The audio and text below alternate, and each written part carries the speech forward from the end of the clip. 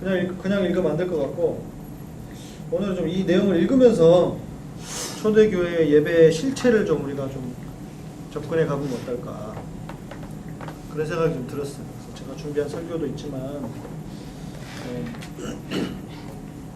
원래 이 책이거든요. 메시아닉 교회라는 책인데요. 메시아닉이라고 하는 거는 이럴 때 메시아닉 주라고 하죠. 메시아닉 주는 뭘 말하냐면 믿는 유대인들, 예수님을 믿는 유대인들을 메시아닉 주라고 합니다. 메시아닉은 메시아를 믿는 사람들이고, 주는 유대인들을 영어로 주라고 하거든요. JEW가 되죠. 메시아닉 주라고 하는데, 그 유대인 교회에 대한 이야기이고, 또 우리의 지금의 교회가 왜 좀 이렇게 뭐랄까, 그 교회의 능력을 잃어버렸는지, 복음의 능력을 잃어버렸는지를 구조적으로, 어떤 뭐 사람의 열심이나 이게 아니라 구조적으로 그렇게 될 수밖에 없었다는 걸 보여주는 책이에요. 한마디로 좀 유대인적인 교회가 필요하다, 뭐 그렇게 주장하고 있는 책입니다. 그 중에 초대교회에 대한 그 예배, 초대교회의 예배가 어땠는지를 아주 가장 잘 묘사한 책 부분 중에 하나가 아닌가. 제가 이제 예배 공부를 좀 하면서 초대교회 예배에 대해서 많이 찾아봤는데, 이렇게 잘 묘사해 놓은 데는 없었던 것 같아요. 그래서 한번 쭉 읽으면서 좀 함께 읽어보면서 오늘 좀 예배에 대한 말씀을 함께 나누면 어떨까 싶습니다. 눈이 안 좋으신 분은 책을 빌려드릴 테니까 이걸 보셔도 돼요. 어머니 보시는 책으로 보세요. 30페이지. 시은, 너가 천천히 또박또박 읽어봐. 첫 번째부터요? 중간에 바꿔줄 테니까. 초대교회로의 여행, 여기서부터. 잠시만요. 초대교회의 여행. 지금까지 교회의 권능과 교회가 어떻게 성장했는지, 어떻게 70년이라는 짧은 기간 내에 세계를 휩쓸었는지 알아보았다. 잠깐만요. 그러니까 70년이라고 하는 거는 실은 뭐냐면, 예수님이 오시고 나서 70년 동안 그 초대교회를 통해서, 그러니까 이 앞에 어떤 내용이냐면은, 아무튼 초대교회에는 뭐 엄청난 일들이 막 일어났잖아요. 성령의 역사들이 강하게 나타나면서 많은 사람들이, 뭐 베드로가 설교할 때는 몇 명? 3,000명. 마이크가 있었어요, 없었어요? 마이크도 없던 시절에 어떻게 3,000명이 듣고 그러는지. 그렇죠? 3,000명이나 회개하고 예수님을 믿었어요. 그런 일들이 뭐 부지기수로 계속 일어나는 거예요. 그거에 대한 이야기예요. 네, 그래서 우리는 교회 위에 기름 부음이 있었다는 것을 감지했다. 그러나 초대교회는 정말 어떠했을까? 무엇이 그러한 생명과 권능을 가능하게 했던 것일까? 2장의 남은 부분에서 나는 여러분이 단 한 번도 본 적 없는 교회의 모습을 보여주고 싶다. 우리들 중 대부분은 상상도 못했던 교회의 모습이다. 쇠락하기 전에 초대교회가 어떠했는지를 여러분이 볼 수 있었으면 좋겠다. 하나님께서 여러분 마음속에 그림에 생생한 색칠을 해주셔서 결코 그 그림을 잊을 수 없게 되기를 기도한다. 네, 잠시만요. 초대교회가 그럼 왜 쇠락했는가 아세요? 초대교회가 왜 쇠퇴해져 버렸는가, 약해져 버렸는가? 이 필자는 그렇게 말해요. 기독교가 313년에 그 공인을 받잖아요. 콘스탄틴이 그 기독교를 로마의 종교로 공인을 합니다. 그때 믿는 유대인들을요, 교회에서 다 쫓아내버렸어요. 유대인들을 쫓아내면서 교회 안에 유대인들의 전통들, 유대인들의 그 믿음의 전통들이나 유대인들의 전통들이 다 사라져버려요. 그래서 교회가 쇠락하기 시작했다라고 보는 거예요. 그런 배경을 가지고 있는 거고요. 네, 그래서 많은 크리스천들이 이런 식으로 생각한다. 오순절이 지난 후 베드로가 밖에 나가서 높은 빌딩을 임대하고 그 꼭대기에 뾰족탑을 세우고 예루살렘 제7내교회라는 간판을 걸어놓은 후에 그 다음 주 일요일부터 예배를 드리기 시작했다고 말이다. 우리는 신약의 교회가 정말로 어떤 것이었는지 그 밑그림조차 파악하지 못하고 있다. 네. 그러니까 이거죠. 뭐 우리처럼 이게 그 약간 좀 더 붙였는지도 모르겠지만 우리처럼 교회 하면 빌딩 건물 사고 건물을 임대를 하든 사든 그리고 거기다 교회 탑 세우고 그리고 간판 걸고 이걸 교회라고 생각하잖아요. 근데 초대교회는 전혀 이런 것이 아니었다는 거죠. 네, 그리고 나는 여러분과 함께 초대교회 집회 현장을 방문하려고 한다. 내가 묘사하려는 모든 것들은 신약 성서 또는 다른 초대교회 기독교 문학에 나타나는 세계 교회에 대한 역사적 서술에 기초한 것이다. 이 교회로의 여행을 준비하며 깜짝 놀랄 것에 대비하라고 여러분에게 조언하고 싶다. 왜냐하면 지금부터 볼 것은 그리 친숙한 것들이 아니기 때문이다. 오늘날 교회 가운데 있는 기독교적인 것들 중 많은 부분이 그 당시에는 없었던 것들이다. 최초의 수세기 동안 그 어느 누구도 교회 건물이나 뾰족탑이나 스테인드 글래스나 강대상이나 긴 등받이 의자나 성가집이나 주보를 본 적이 없다. 아무도 양복 외투를 입거나 넥타이를 매지도 않았으며 딸 전례도 명문화되지 않았다. 이러한 것들 중 대부분은 그 후 천여년이 지난 후까지도 교회 전통의 일부로 편입되지 않았다. 나는 이들 중 어느 것도 틀렸다고 말하는 것이 아니다. 우리는 이런 것들을 포함하지 않은 교회의 본질을 알 필요가 있다. 초대교회에는 이런 것들이 없었지만 오늘날의 교회가 이해할 수 있는 그 어떤 것보다 더 큰 권능이 있었다. 그렇다면 초대교회의 예배는 어떠한 형태였을까? 우리가 로마의 거리를 걷고 있다고 상상해보자. 지금은 서기 95년이다. 오순절로부터 60여 년의 세월이 흘렀다. 이 도시에서 드려지는 전형적인 예배에 들러보자.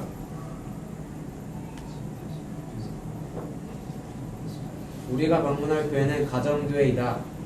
초대교회는 가정교회와 집회 이 두 가지 단위로 나뉘어 활동했다. 교회 성도가 20명이 되었건 30만 명이 되었건 간에 교회의 기본적인 단위는 여전히 가정교회였다. 때때로 가정교회는 더 큰 그룹으로 모이기도 했다. 집회는 가끔씩 바깥에서나 공회당을 빌려 열었다. 예루살렘에서는 집회가 성전들에서 열렸다. 네. 자, 그러니까 초대교회 때는 교회의 개념이 그냥 가정 단위로 가정들이 모여서 이렇게 예배를 드리는 거죠. 그리고 좀 더 커지면은 일단 그 장소를 이렇게 빌리거나 공회당을 빌리거나 아니면 성전의 성전 뜰은 건물 안이 아니잖아요. 건물 바뀌잖아요. 네, 그리고 때는 토요일 저녁이다.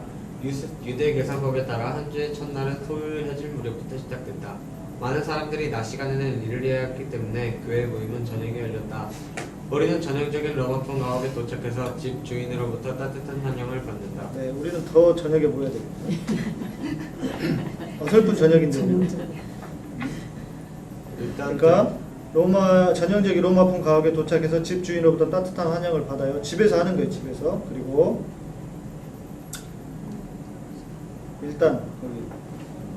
일단 들어가기 전에 문화 충격에 대한 대비부터 단단히 하라고 말해주고 싶다. 지금부터 목격하는 것들은 여러분이 알고 있었던 교회 생활과 같지 않다. 문 안으로 들어서면 넓고 툭 트인 안들로 향하는 입구가 보인다. 무슨 파티 같은 것이 벌어지고 있는 모양이다. 몇몇 사람들이 통소와 수금을 연주하며 소고를 치고 있고 나머지 사람들은 노래하고 춤추며 손뼉을 치고 있다. 그 즉시 여러분은 지금 이 집을 찾아온 것이 맞나 확인해 보려고 주위를 둘러본다.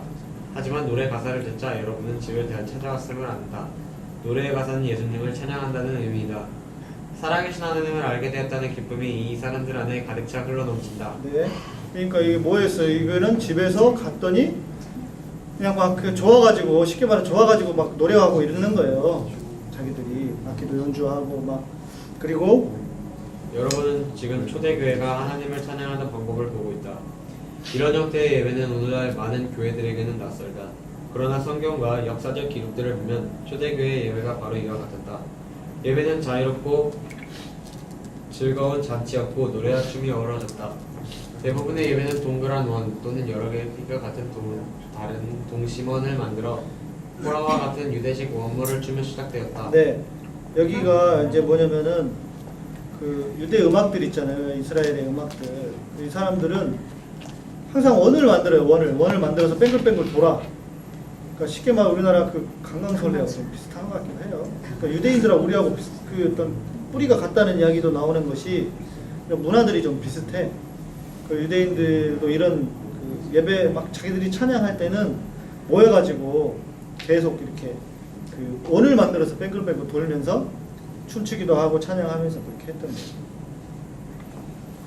초기의 크리스천 저술가들은 그들의 예배를 다음과 같이 묘사했다. 3세기에 활약했던 알렉산드리아의 클레멘테는 원물을 추면서 예배를 인도하는 하나님의 딸들에 대해 묘사하고 있다. 춤추는 자들은 외로운 자들이다. 그 음악은 외로운 게 아니라 의로운 자들이다. 그 음악은 우주의 왕의 노래다. 처녀들은 수금을 타고 천사들은 찬미하며 예언자들은 예언한다.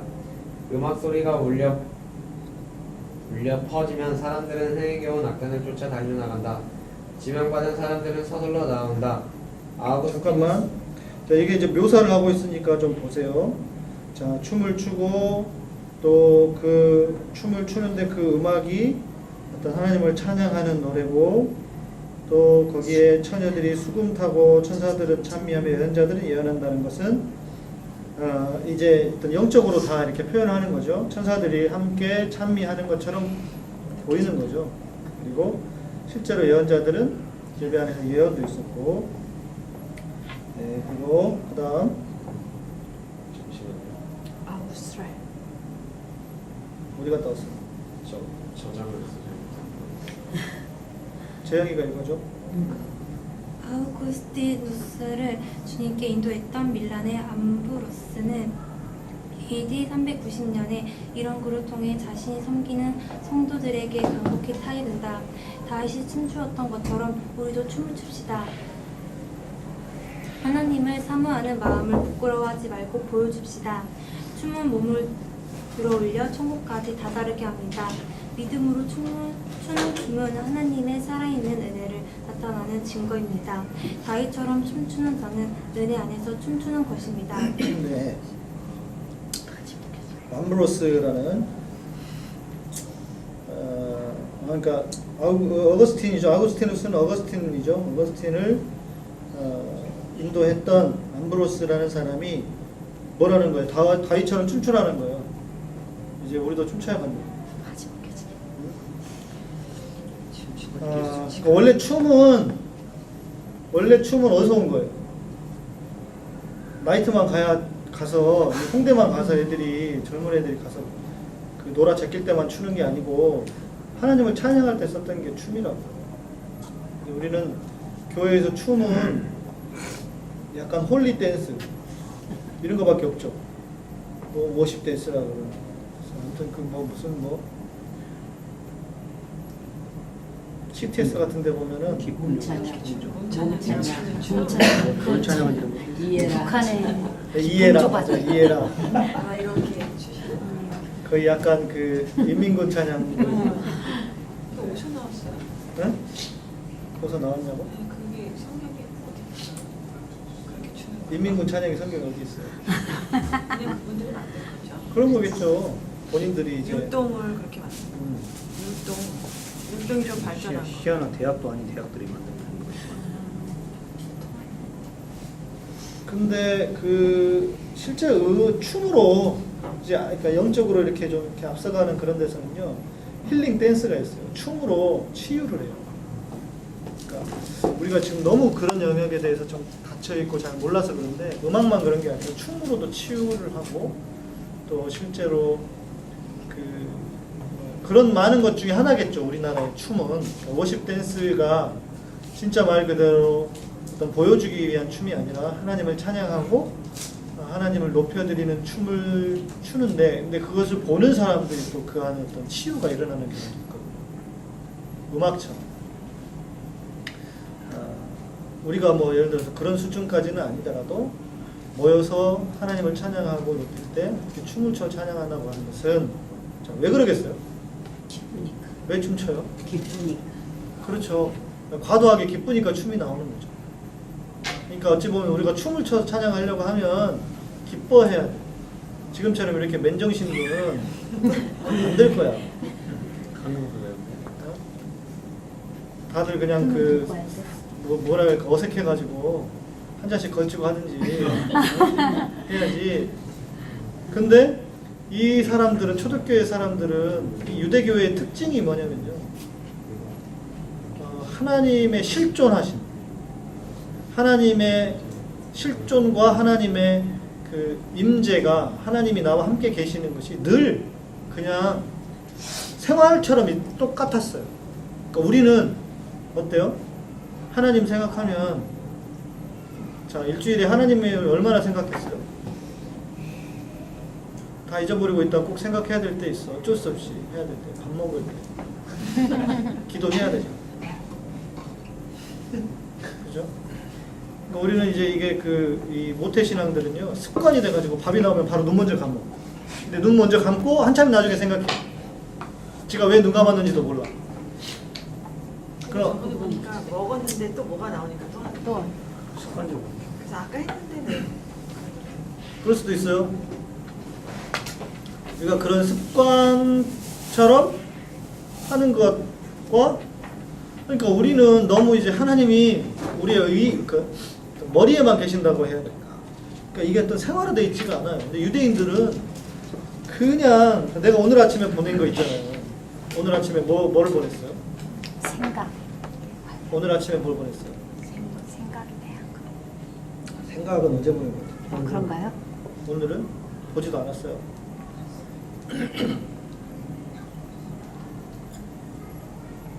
감사에 대한 거 보냈잖아요. 우리가 할 수 있는 거는 우리가 해야 되는 거. 어제가 생각. 오늘 이제 우리가 할 수 있는 거. 하나님은 우리가 알건 모르건 깨닫건 깨닫지 못하건 하나님 우리에게 다 주셨다. 그러니까 우리가 할 수 있는 건 뭐예요? 감사하는 거예요. 감사하고 즐거워하고 주님 때문에 감사하고 즐거워하는 거. 제가 그 슈나이더라고 지난번에 그 박사님 통해서 오셨던 유대인 한 분 만났잖아요. 그 아저씨는 뭐 계속 다른 거 계속 감사하고 계속 찬양하고 좀 오버하다 싶을 정도로 그래 옆에서 와이프가 막 말려. 제발 그러지 말라고. 와이프는 유대인은 아니거든요. 그 유럽 저 서유럽 쪽 사람이었는데 네덜란드 사람. 아니야. 스웨덴. 근데 막 계속 그러니까 말려 막. 이 사람은 이 양반은 막 제가 공항에도 같이 갔잖아요. 가는 날 제가 데려다 줬다고. 그랬더니 그 공항 직원한테 자기 그 마일리지가 왜 안 쌓였는지 그거 이야기하다가 이야기하면서 실은 이제 그 마일리지 때문에 얘기한 게 아니라 내가 당신 축복해주고 싶어서 그렇다고 그러면서 이 사람이 믿는 사람인지 안 믿는 사람인지 관계없어. 그냥 자기 기도해 주겠대. 그리고 그 뱃속에 있는 임신해가지고 그 안내하고 있었는데 임신에 웬만큼 돼 있더라고요. 그 아이를 축복해 주겠다고. 그런데 하여간 뭐랄까 그냥 막 약간 뻥도 막 심한 것 같아. 막 온 세계를 섬기고 뭐 다스리고 막 할 애가 뱃속에 있는 애가 막 그럴 거라고 막 계속 그걸 축복하고 막 기도해 주는. 어? 통역 안 해도 돼? 그런 직원들 영어 잘하지. 아 거기 직원이를. 아니 비행사 직원이니까 다 영어 하지. 브라운스텝. 응? 그렇죠. 다 영어 하니까 계속 난 속으로 저 사람 안 믿는 사람일 수도 있는데 근데 그 사람이 거절도 못해. 왜냐면 자기네 손님이니까. 아멘은 해요. 네? 아멘 안 하죠. 그냥 고맙다고만 하죠. 계속 그러니까 내가 볼 때 옆에서 아 진짜 오버하네 이 아저씨 이런 생각이 들었는데 하루 종일 그러고 다녀. 축복해주고 그러면서 막 하나님의 진짜 하나님의 실존, 하나님이 자기와 함께 계시는 게 막 당연한 거야. 그게 삶인 거야. 그러니까 그런 사람들이 예배를 드리러 모였으니까 어떻게 하겠어요? 그냥 하나님이 좋은 거예요. 그러니까 미쳐 날뛰는 거예요. 미쳤다가. 네, 미친 거죠, 그게 진짜로. 하나님이 늘 자기와 함께 계시는 게 막 그러니까 그리고 그 양반은 그러다 보니까요 무슨 일이 일어나냐면 막 너무 이게 막 아다리가 맞아져. 제가 얘기 안 했나요? 한번 저기 무슨 창경궁인가 갔어요. 옛날 비원. 거기 들어가려고 그랬는데 내가 시간을 잘못 봤나. 내가 조사를 다 했는데 가는 시간이 안 됐어. 그래서 시간이 못 맞아서 우리가 못 들어가겠다. 그 영어로 안내를 하더라고요. 영어 안내하는 시간 들어가야 될 거 아니에요. 근데 뭐 보다가 또 이 아저씨도 약간 몸이 좀 안 좋아요. 정신과 치료도 받고 이랬었대. 그래가지고 밥 먹고 갑자기 신빙성이 밥 먹고 졸리니까 그냥 자. 그래요? 뭐 계획이 없어 이 아저씨. 아무튼 뭐 그런 게 없어. 그냥 졸릴까 막 해서 자. 그러다가 이러고 또 자. 그러다 이제 화장실 가야 되겠다고 화장실을 딱 가는데 한국 직원이 외국 사람이니까 이야기를 해주는 거야. 지금 영어 안내하는 시간이 한 5분 뒤에 시작하니까 거기 가보라고 그렇게 얘기를 하더라고. 나는 화장실 가려고 화장실 간다니까 화장실 데려가려고 그랬는데 졸다가 일어나 자기 화장실 가고 싶다고 화장실 간 거야. 그런데 마침 그때 영어로 그러니까 내가 다른 데하고 헷갈렸나 봐. 창덕궁인지 거기랑 헷갈렸나 봐. 그게 영어로 하는 시간이었어. 그래가지고 그 봤잖아 가서. 이제 시간 조금만 틀렸으면은 못 만났을 수도 있어. 그러다 보니까 가서 그거 보고 영어로 하는 거 다 보고 또 나왔어. 그래가지고 야 참. 근데 나만 그런 게 아니고 그 박사님 막내 아들 있어요. 지원 형제랑 같이 그 이스라엘 갔었대. 그래가지고 거기 운전도 못하니까 지원 형제가 운전도 하고 그랬나 봐. 가가지고 운전하는데 시동이 꺼졌대. 렌트한 차가. 시동이 꺼져가지고 차가 막 벨벨거리고 있는데 막 기도를 하더래. 막 차를 축복해줘. 근데 시동이 걸렸대. 그러니까 이런 이거 뭐랄까 우리하고 좀 차원이 다른 거예요. 아니야 이 사람은 하나님이 그냥 계신 거예요 여기에. 하나님이 계신 거야. 정신과 약만 안 먹으면 참 좋은데. 그때 말이지. 좀 애매하다. 진짜 정신과 약을 먹어서 그런지 모르겠어. 저 아는 후배도 세탁기 고장났는데 세탁기도 안수했다고 그러지. 아 근데 이제 문제는 이제 그게 오래 못 가는 게 문제고. 진짜 손을 대서 워낙 과정 형편이 어려운 친구거든요. 그러니까 방법은 없고 기도. 그렇죠. 근데 이제 그게 어떤 필요할 때만 기도하는 게 아니고 이런 사람 이 양반들은 그냥 하나님이 늘 계시는 거예요. 자기. 그러니까 하나님의 실제하심, 하나님의 실존하심이 남의 게 아니고 그냥 남의 거라고 늘 여기 있는 거죠. 우리네가 보긴 그래도 자기한테 항상 이제 하나님이 있다고 생각. 그렇죠. 그게 유대인들의 강점이더라고요. 그러니까 어떤 지적인 게 아니에요. 뭐 이렇게 뭐 의식 이걸 이렇게 하는 게 아니고 그냥 자기들의 삶이라는 거죠. 그러니까 이게 유대인들의 진짜 엄청난 강점이에요. 그럴 만도 한 게 너 예수 몇 년 믿었냐? 우리는 뭐 우리 집안 뭐 4대 5대 몇 년 믿었냐? 이 집은 2000년 믿었네. 예수님 때부터 믿었어 이 집안. 그렇잖아요. 유대인들은 그럴 수 있잖아요. 그러니까 그 유대인의 어떤 하나님의 임재라고 하는 측면에서 유대인의 복이 엄청난 거죠. 근데 이제 우리도 결국은 그 방향으로 가야 되지 않을까 그런 생각을 하는 거예요. 우리가 너무 머리로만 하나님에 대해서 생각하는데 말고 하나님 진짜 내 삶에 실존하시는 그 주님을 만나고 그 주님을 경험해야 한다. 그 때로는 어려울 때 도움을 청하면 하나님 도와주셔서 뭐 세탁기만 낫는 게 아니고 차도 나을 수도 있고 진짜로 그럴 수도 있는 거야. 다른 게 먼저 생각나서 세탁기한테 기도를 못할 수도 있고. 네. 서비스 센터 생각이 나니까 내일 부르지. 하나님이 실제로 우리와 함께 계시잖아요. 어떤 사람은 사고가 났어. 근데 차는 다 망가졌어. 근데 몸은 하나도 안 다쳤어. 들어봤어요? 그 순간에는 진짜 하나님 천사를 보면서 지키시는 거예요. 그래서 차가 진짜 다 망가졌는데 전파됐는데 사람은 안 다치는 거예요. 이게 가능해?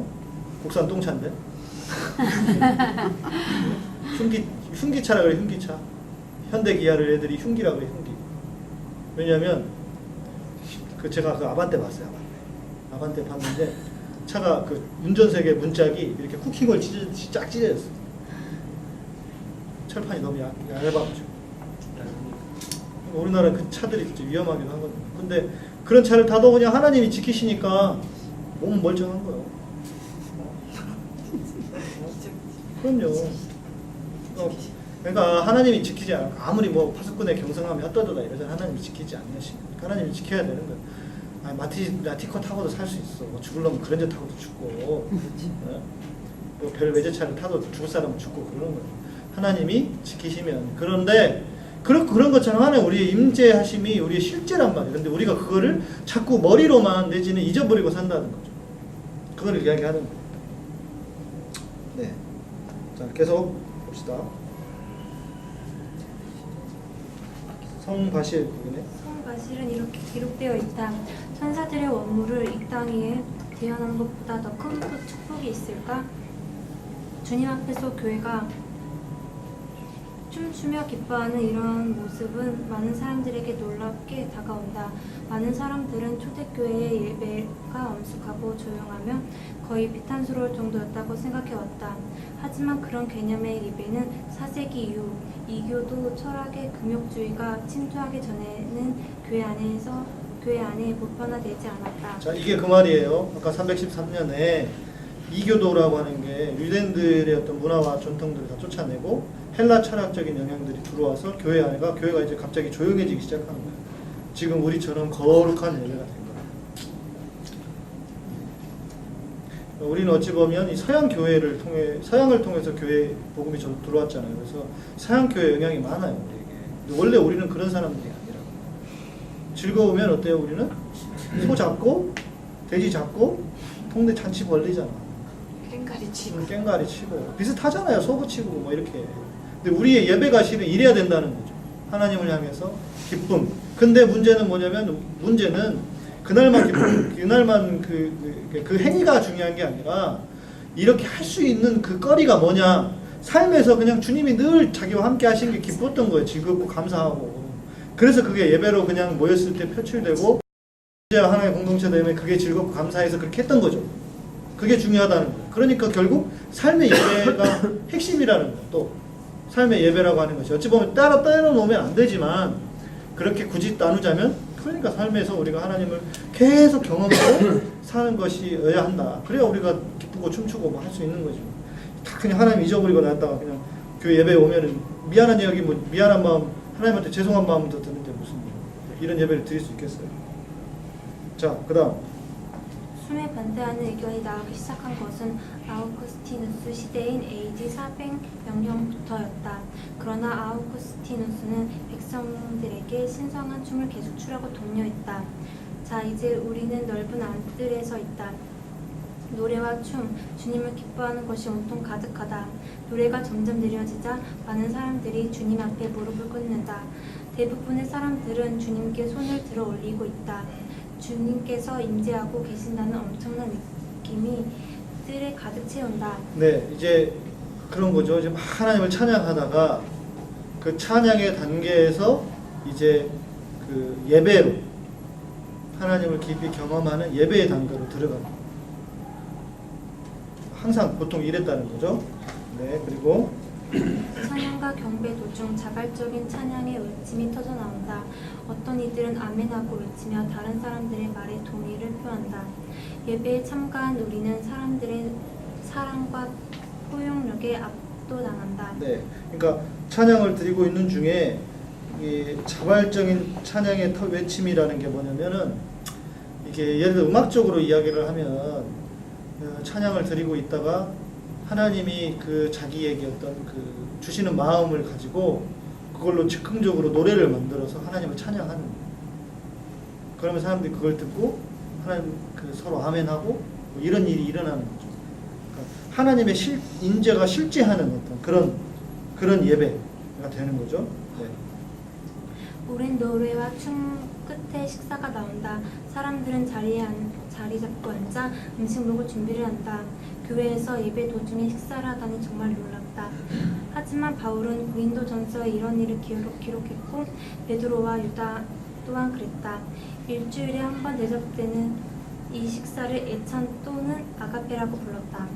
그러니까 이게 어떤 형식이 있는 예배 안에서는 좀 어색하고 이상하죠? 응?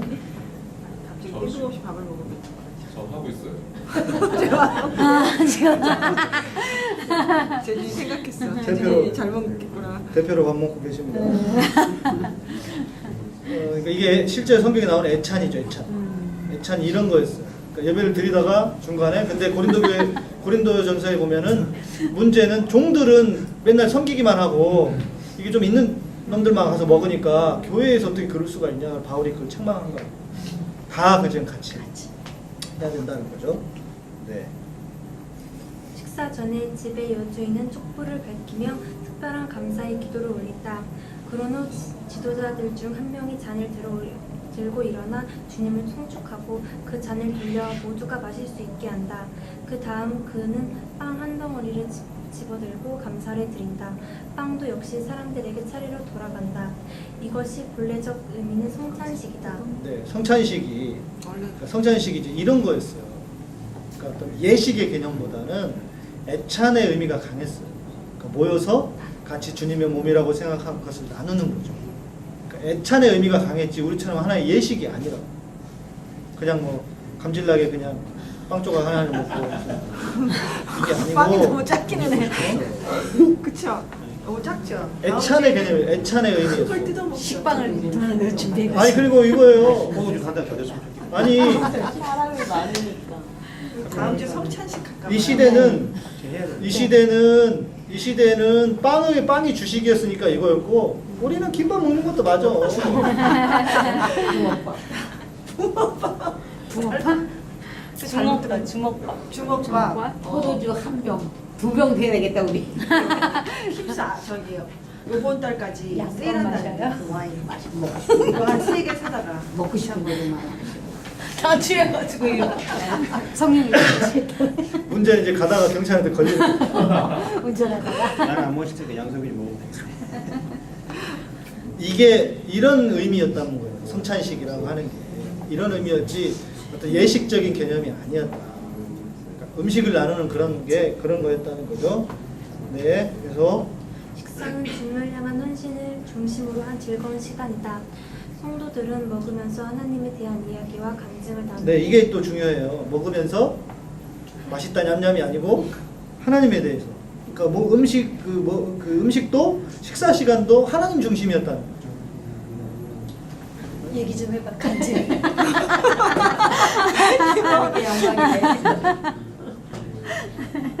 네, 그래서 성경 구절을 암송하고 그에 대한 토론을 한다. 극히 소수의 사람들만이 성서의 구절이 담긴 책을 가지고 있지만 여러분은 여기 있는 사람들 대부분의 성경의 많은 부분을 외우고 부흥에 관해 기록한 문헌들을 연구했던 사람들은 손에 잡힐 듯한 하나님의 인재가 역사 속에 위대한 부흥들에 심심치 않게 동반되고 있다는 것을 떠올릴 것이다. 하나님의 자명한 인재란 사실 진정한 부흥에서 나타나는 특성이다. 거룩한 하나님의 인재 앞에서 죄인들은 구원을 받고 막심자들은 회개를 하고 기적적인 일들이 일상적으로 일어난다. 네 초대교회에서 잠깐만. 어머니 순서가 맞아요? 틀려요. 틀려요? 말이 이상해서 말 이상해. 뒤를 넘겨야 되나? 뒤 거죠. 뒤가 먼저죠. 예언적 말씀이 선포된다 이거 먼저. 연결이 안 되는데. 아니 난 순서는 맞다고 했어. 뭐예요? 순서가? 그 다음 장 순서. 그거를 외우고 예언적 말씀이 선포된다 이거. 그거부터. 예언적 거기죠. 그 뒷장 거 보세요. 뒷장 거. 그거 다음에가 이레니우스 그 뜬금없이 따게 들어갔구만. 그걸 맞아. 예언적 말씀이 선포된다. 글로 가야 돼요. 예언적 말씀이 선포된다. 방언을 하고 통역이 뒤따른다. 그 모든 것들을 통해 그들은 예배의 안과 밖을 넘나든다. 이 영화 각본 같은 일은 고린도전서 14장 23절에서 32절에 분명히 묘사되어 있다. 자 보세요. 자 밥을 먹으면서 하나님에 대해서 얘기하는데 때로는 어떤 예언적인 말씀이 그냥 나오기도 하는 거죠. 누구를 위해서 야 제주나 하나님이 이제 제준이한테 이렇게 말씀을 하시는 거죠. 누구를 통해서인지 모르지만 야, 걱정하지 마라 취직할 테니까. 이런 게 예배 안에서 그 형제에게 자매에게 필요한 예언적인 말씀이 그 직각에서 그 자리에서 이렇게 주어졌다는 거예요. 그게 이제 살아있는 어떤 성령 안에서의 예배인 거죠. 실제로. 자, 그래서 고린도전서 14장 23절 32절 한번 가보시죠. 고린도전서 14장.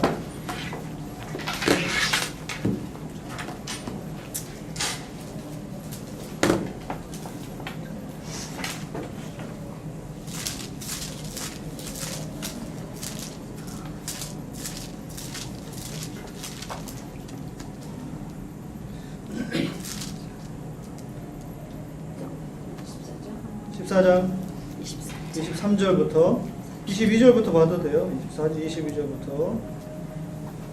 그러므로 방언은 믿는 자들을 위하지 않고 믿지 아니하는 자들을 위하는 표적이나 예언은 믿지 아니하는 자들을 위하지 않고 믿는 자들을 위함이니.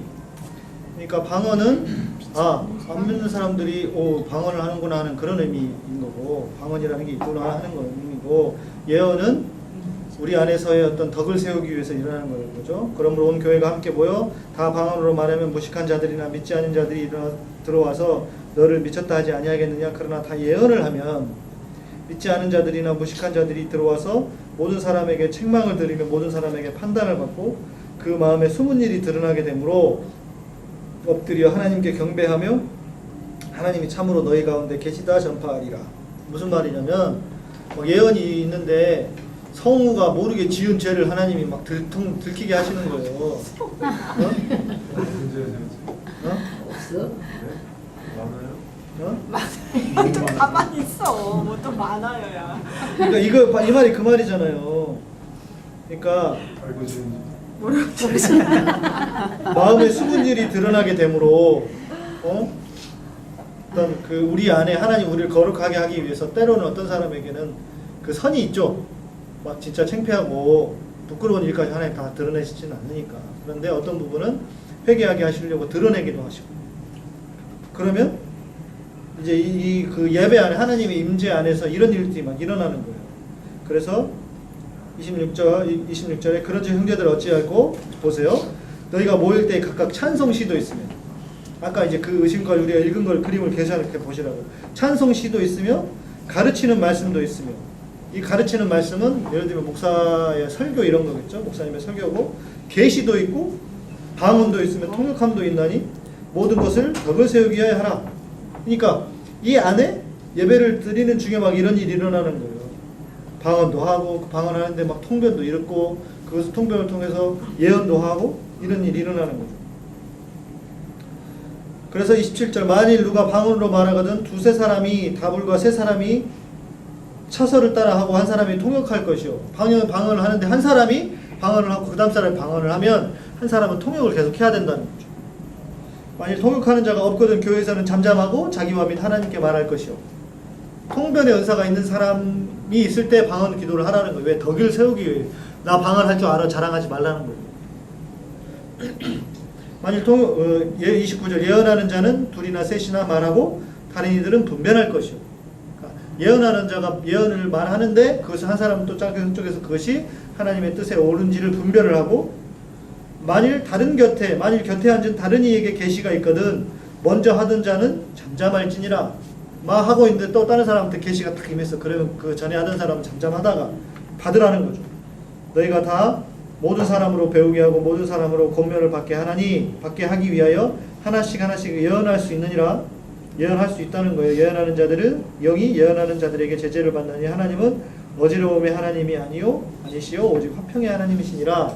자, 이 일이 어떤 그 특별한 시간이나 특별한 일에게만 일어난 게 아니라 유대인들이 모여서 하나님을 그리스도를 주로 믿던, 예수님을 주로 섬기던 유대인들이 모이는 예배 안에서 일어났던 일이라는 거예요. 제가 전에도 잠깐 말씀드렸었잖아요. 또 계속 읽어봅시다.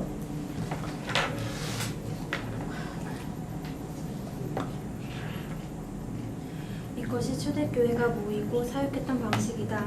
어느 순간 한 남자가 군중들의 뒤편에 조용히 앉아있기만 하던 한 가족을 소개한다. 그 가족들은 그의 이웃이다. 그들의 표정에서 여러분은 그들이 여기에 온 것이 오늘 처음임을 알아진다.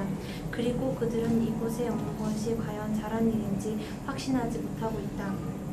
그 남자가 말하기를 그들은 병마에 시달리다 완전히 눈이 먼 12살 난 딸 때문에 왔다고 한다.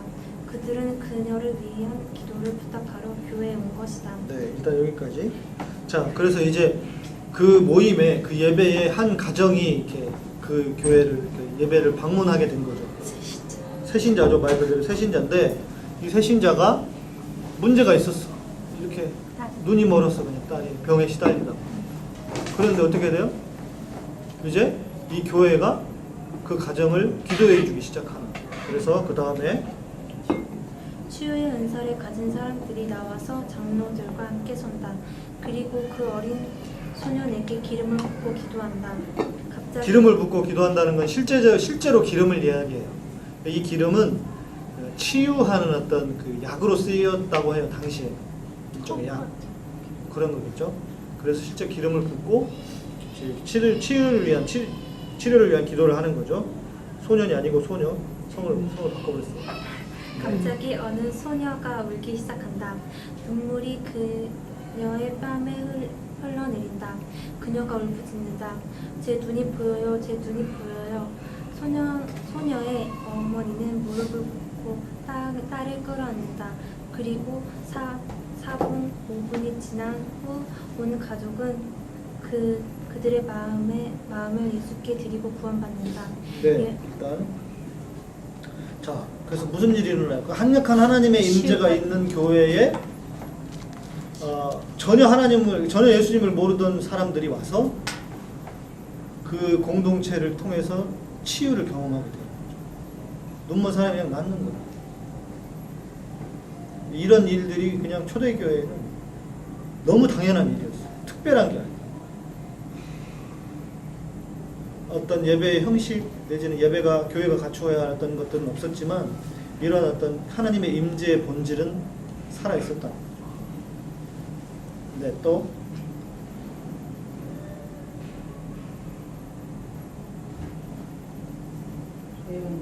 예언적 말씀이 어떤 사람이 마음속으로만 간직하고 있던 비밀을 밝혀낸다. 그 사람은 앞에 나와 말한다. 예수님을 알지 못하지만 하나님께서 여기 계신다는 것을 알겠습니다. 그분에 대해 알고 싶군요. 사역이 계속된다. 네, 일단 여기까지 예언적인 말씀. 그러니까 이 사람은 신앙이 있는 사람이 없는 사람, 없는 사람인데 하나님이 그 사람에게 알게 하셔가지고 그 사람이 어떤 그 비밀과 같은 것을 알게 하시는 거죠. 그래서 그가 움직이는 거예요, 마음이. 그래서 내가 진짜 예수님 잘 모르지만 하나님 계시는 거 알고 싶다. 이렇게 되는 거죠. 네. 계속 사역이 계속된다. 이곳에서 하나님의 백성들 가운데 일하시는 하나님의 기적적인 권능을 통해 교회의 복음 전파의 상당 부분이 이루어진다. 우리들 중 대부분은 그런 일이 일어났다고는 상상조차 하지 못하지만 이런 일이 초대교회에서는 흔히 일어났다. 네. 그러니까 전도의 방식이 특별히 어떤 가서 예수 믿으세요 하고 그 예수천당 불신지역 안에도 삶에서 하나님의 권능과 능력과 역사들이 실제로 일어나고 교회 안에서도 이런 일이 일어나니까 교회에 오면 그 사람들이 자연스럽게 그 예수님을 주로 영접하게 되는 그런 일이 이 시대에는 이 초대교회 때는 이게 비일비재한 일이었다는 거죠. 이레니우스 그가 살던 시대에는 교회 안에서 예언적 말씀, 방언, 치유의 기적이 흔히 일어났다고 알려준다. 그리고 성도들의 기도를 통해 죽었다가 살아난 사람들이 심심치 않게 볼 수 있었다고 덧붙인다. 어떤 사람은 죽었는데 살아나 버려. 죽은 놈도 살아나 버려. 태상이 형님 아버지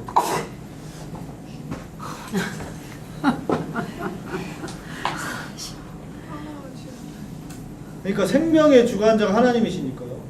그냥 위에서 기도하는데 사는 그런 얘기도 있어요. 중국에서도 그런 일이 많이 있대요. 들어본 것 같아요. 죽었는데 살아나. 죽은 사람이 살기도 하고. 그러니까 이제 물론 이런 일이 반드시 일어나야만 교회다라고 할 수는 없어요. 그런 일이 일어나지 않을 수도 있어요. 그러나 분명한 건 이런 초자연적인 역사들이 그러니까 이 어떤 이 일이 일어나야만 한다는 어떤 그런 전제가 아니고 그냥 하나님의 살아계심, 하나님의 임재하심이, 하나님의 현존하심이 있으니까 이런 일이 일어나는 거예요. 그게 중요한 거죠. 네. 아우구스티누스는 주님과 동행하던 초기에는 기적적인 일들에 대해 회의적인 시각을 보여준다. 하지만 자신의 교회에서 많은 기적적인 치유가 일어나는 것을 목격한 뒤로는 그는 공개적으로 예전의 진술들을 철회하고 생애의 많은 부분을 치유사역에 할애한다. 그는 이렇게 말했다. 기적의 목적은 단지 그리스도가 주님 되신다는 것을 사람들이 믿도록 도와주려는 것뿐이다. 네. 자, 어거스틴이 처음에는 기적에 대해서 회의적이었어요. 그게 중요하지 않다. 그런데 실제로 많은 사람들이 치유되는 걸 보고 본인도 생각이 바뀌었다는 거죠. 그리고 기적은 예수님이 그 사람들의 주인이 되고 주와 그리스도가 되게 하는 쪽에서 너무 필요한 일이라고 했다는 거죠. 네. 로마 제국 세망사에서 기번은 초대교회의 생활상을 이렇게 묘사하고 있다. 초기 크리스천들은 신비의 벌판 위를 끊임없이 걸어간다. 그들은 자신들이 모든 면에서 끊임없이 마귀에 의한 공격과 비전을 위한 위로와 예언에 의한 인도를 받고 있다고 느꼈다. 그리고 교회의 강구 덕분에 그들은 놀랍게도 위험과 질병 그리고 죽음 그 자체에서 해방되었다. 교회에서는 우리 모임은 이제 밤늦은 시간까지 계속되고 있지만 그 사실을 알아채는 사람은 아무도 없는 듯하다. 마침내 모임이 마칠 기미가 보이기 시작한다. 성령님이 임재하시는 느낌이 떠나가기 시작했지만 몇몇 적은 무리의 사람들은 모여서 여전히 기도하고 있다. 사람들이 떠날 준비를 하자 곳곳에서 포옹과 입맞춤이 이어진다. 마치 가족 상봉을 보는 듯하다. 실제로 그렇다. 하나님의 가족들이 매주 상봉하는 것이다. 이러한 교회의 일원이 된다면 어떤 것 같을까? 초대교회는 바로 이런 곳, 하나님의 영광이 거하는 곳이었다. 매주 토요일 저녁이 되면 로마의 곳곳에서 이러한 모임들이 수백 개 열리곤 했다. 안디옥, 고린도, 에베소, 골로새, 그리고 예루살렘에 있던 교회들도 이러한 교회들이다. 이것이 바로 겨우 한 세대 만에 우리가 아는 바 세상 전체를 거머쥔 그런 종류의 교회인 것이다. 바울 같은 사도 한 사람이 어느 도시로 들어가서 교회를 세우며 하나님의 임재가 나타나곤 했다. 그 후 몇 년 내로 수만 명의 사람들이 구원받고 그 지역 전체가 강화되곤 했던 것이다. 교회는 1세기 말년까지 모든 곳에 전파되었다. 왜냐하면 이 교도들에게는 하나님의 권능과 그 교회에 대항할 만한 그 어떤 것도 없었기 때문이다. 놀랍게도 이것이 바로 300년 이상의 세월 동안 교회가 보이는 방식이었다. 한마디로 얘기해서 이교도라고 하는 것은 뭐냐면 다른 종교들은 뭐 답이 없었다는 거죠. 교회가 이렇게 강력하게. 그래서 전도가 제일 쉬웠어요. 전도를 하려고 하는 게 아닌 거죠. 지금. 이게 이제 초대교회의 예배의 모습이었다. 결국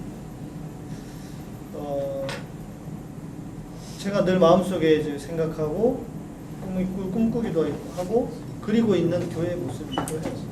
우리가 모일 때 이런 하나님의 능력과 하나님의 역사들이 일어나야만 한다. 그래서 이게 진정한 교회의 본질이고 교회의 모습. 제가 항상 말씀드렸잖아요. 초대교회 우리가 교회 개혁을 말할 때, 교회 회복을 말할 때 초대교회로 돌아가는 것이다. 왜냐면 역사가 313년부터는 결국 로마 카톨릭의 시작이었어요. 실은 카톨릭의 시작이었다. 카톨릭 교회의 시작이었다. 근데 이게 뭐랄까 한국 교회에서 하나님의 능력을 빼앗아가 버리는 새로운 시점이 되었다는 거죠. 그래서 지금 우리가 교회를 말하고 예배를 말할 때 회복하고 돌아가야 될 것은 바로 이 초대교회 이런 예배라는 거죠. 문제는 한 사람 한 사람들의 구성원들이 그 하나님의 임재와 하나님의 임재 그리고 하나님의 실존하심을 늘 모시고 사는 것이 핵심인 거죠. 그래서 교회가 모일 때 실제로 하나님의 은혜와 하나님의 능력이 나타나. 여러분들이 수동적으로 내가 오늘 예배 드리고 간다? 예배 참석했네?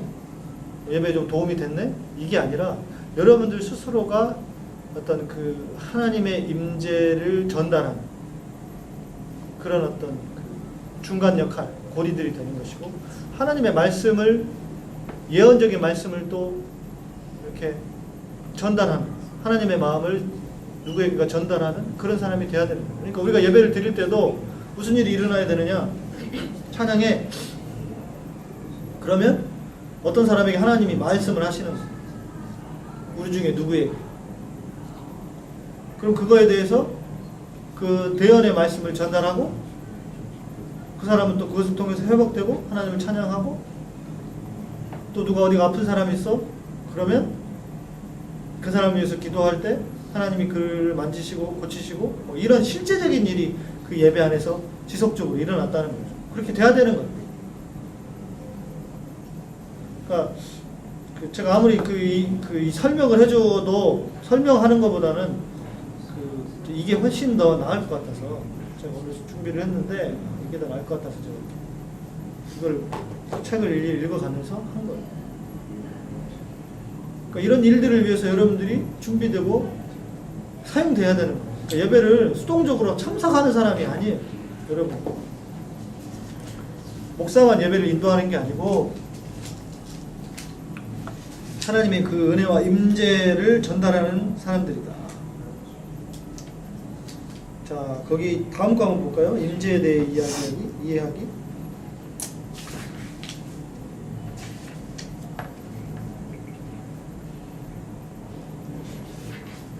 사진 그냥 쭉 옆으로 돌리면 될 것 같아요.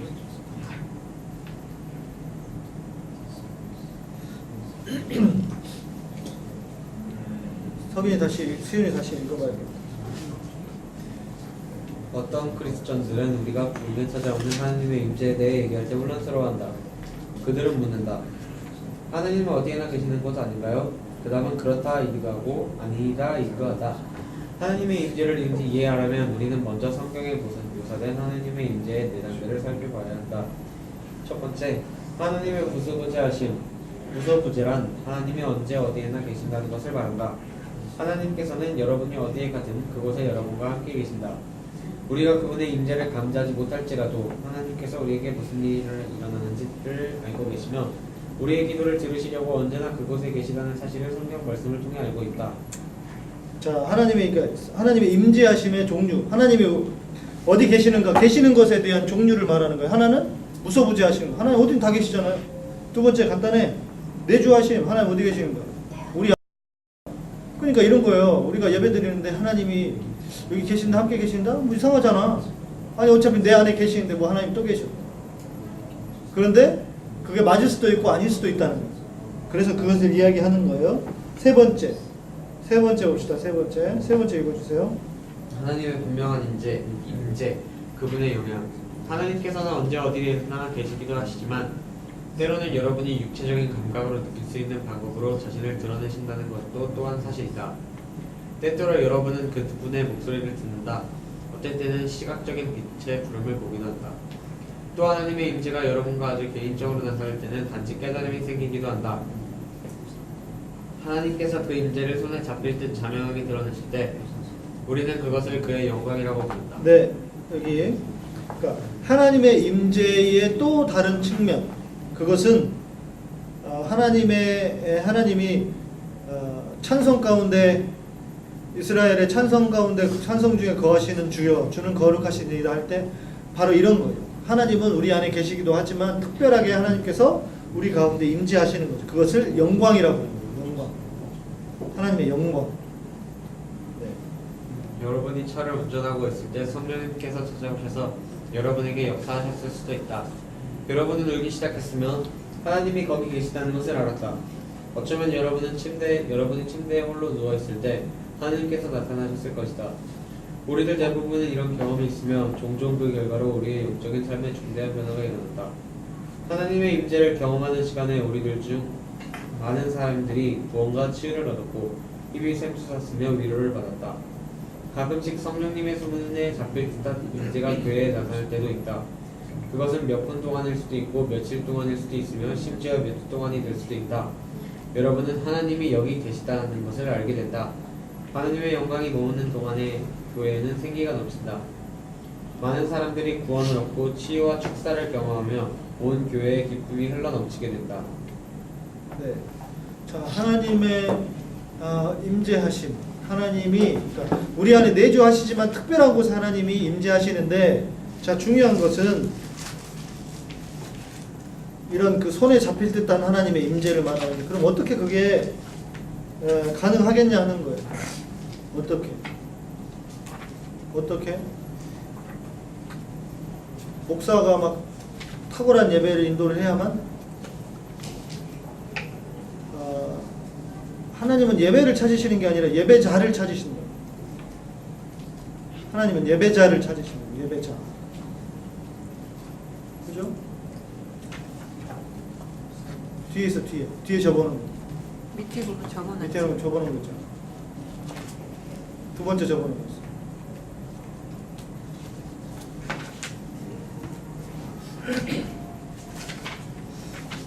중요한 것은 여러분들이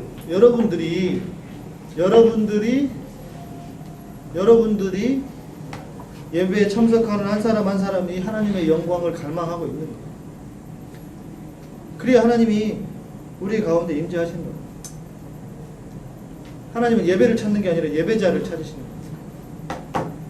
그래서 우리가 다 한 사람 한 사람들이 이렇게 하나님의 영광을 갈망할 때에 하나님이 그곳에 임재하셔서 그 예배가 진정으로 하나님의 영광이 있는, 하나님의 영광이 거하는 그런 예배가 된다는 거예요. 자, 네 번도 읽어보세요. 4번도. 하나님의 임재에 거하심. 하나님의 임재의 네 번째 단계는 하나님께서 특정한 장소에 자신의 분명한 임재를 끊임없이 거하게 하실 때이다. 하나님의 임재가 주어진 장소에 끊임없이 나타날 때 그것을 쉐키나 영광이라고 한다. 쉐키나라는 단어는 거주하다라는 의미의 히브리어 샤칸에서 유래했다. 하나님의 쉐키나 영광은 그분이 거하시는 임재이다. 하나님의 쉐키나 영광은 수세대가 지나는 동안 예루살렘 성전에서 이스라엘 가운데 머물렀다. 하나님께서는 그분의 쉐키나가 교회 안에 지금 머물게 되기를 원하신다. 네. 자, 발음을 잘해라. 잘하면 잘하는데 이게 그렇게 자꾸 헷갈리 나요. 이 쉐키나라고 하는 거예요. 그러니까 히브리어로 그거를 누가 쓰는 사람이 있었거든요. 근데 이 쉐키나라고 하는 것은 특별한 장소에 하나님이 지속적으로 임재하시는 거예요. 예루살렘의 성전에 임재하셨던 거죠. 성막에 임재하셨던 거죠. 하나님은 그 장소에 계속 지속적으로 임재해 계시는 거죠. 그러니까 개인의 내주하심, 무소부재를 넘어서 개인의 내주하심을 또 뛰어넘어서 하나님이 특별한 모임에 특별한 예배에 임재하시는 하나님의 영광. 근데 그 영광이 강력해서 어떻게 돼? 떠나시지 않는 거예요. 그 한 자리에 계속 계시는 거죠. 그게 쉐키나. 그게 결국 교회여야 하고 그것이 예배여야 되는 거예요. 그런 측면에서 우리의 예배 안에 이런 하나님의 임재, 하나님의 영광이 있는가, 더 나아가서 하나님의 이 쉐키나가 있는가. 왜 웃어? 이상하게 들려. 아니 만날 때마다 이렇게 인사를 해야 되는 거 아닌가 이런 생각 갑자기. 시키나. 자, 그 다음 읽어주세요. 하나님의 쉐키나 와자기. 성경에 나오는 가장 놀라운 구절들 중 하나가 출애굽기 25장 8절이다. 2절에서 하나님께서는 모세에게 이렇게 말씀하신다. 내가 그들 가운데 거하도록 그들이 나를 위한 성소를 짓도록 하라. 2절이 놀라운 이유는 두 가지이다. 첫째, 하나님께서는 자신의 임재를 우리와 함께 머무르게 하고 싶어 하신다는 것을 미리 말해주고 있기 때문이다. 하나님께서는 그분의 쉐키나를 우리 가운데 머물게 하며 우리 가운데 그분의 축복을 부어주시기를 갈망하고 계신다. 네, 첫 번째 하나님이 머무르고 싶어 하신다는 거죠. 하나님이 우리가 원하는 게 아니라. 두 번째, 이 구절이 놀라운 두 번째 이유는 하나님께서 우리에게 그분을 위한 장소를 마련할 책임을 지우셨다는 사실이다. 성소라는 단어는 거룩한 곳 또는 특별한 곳을 의미한다. 하나님께서는 우리가 자신의 영광을 경험하기를 원하시지만 그분의 임재가 머물 수 있는 특별히 마련된 장소가 있어야만 한다. 구약에서 하나님께서는 유대인들에게 자신의 임재를 위한 장소를 예비하는 방법을 가르치셨다. 유대인들은 그 지도를 따랐고 지속적으로 하나님의 임재를 경험했다. 네, 특별히 하나님이 임재하시는 곳, 그것을 말하는 거예요. 하나님께서는 이스라엘 백성들에게 구름 기둥과 불 기둥으로 나타나셨다. 출애굽기 13장 20절. 하나님의 임재가 모세의 장막에 내려 그곳을 가득 채웠다. 출애굽기 40장 34절, 34에서 35절. 이스라엘 백성들이 광야 생활을 할 때 하나님의 임재가 손에 잡힐 듯했다. 신명기 29장 5절. 다윗의 장막에서는 하나님의 새끼나를 눈으로 볼 수 있었다. 다윗은 이렇게 기록하고 있다. 내가 주의 권능과 영광을 보기 위하여 이와 같이 성소에서 주를 바라보았나이다. 시편 63장 2절.